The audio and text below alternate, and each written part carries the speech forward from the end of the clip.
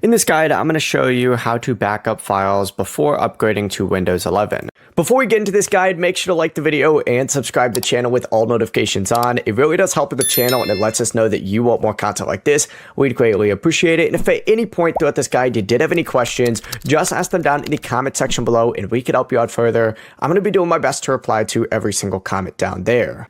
Begin by opening up your File Explorer. So go ahead and open up File Explorer, and once you have Files Explorer opened up, you need to go ahead and connect an external hard drive or USB drive with enough storage space.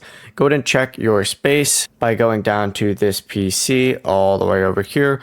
Once you go ahead and select it, you can compare how much data you have currently used to the data on your external drive, but then obviously make sure that is connected. And for a few files, you're going to want to open the folder where they're saved, and it's going to pop up over here with that external drive, and you want to drag them in first just to make sure everything good on there. But in there, I would always go ahead and hit new first and just create a new folder. So for example, on videos, I go ahead and hit the right click on my mouse, new folder, and you're going to name that backup. But essentially just open up your Windows, and then you need to go ahead and select everything in here just by hitting Control A, and you want to copy this and then go ahead and paste it in there. And as soon as you go and do that, you now have a backup created.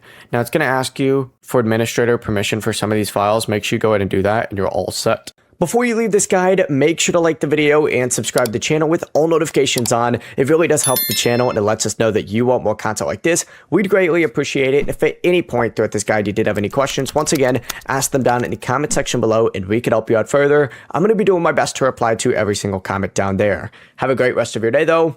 Peace.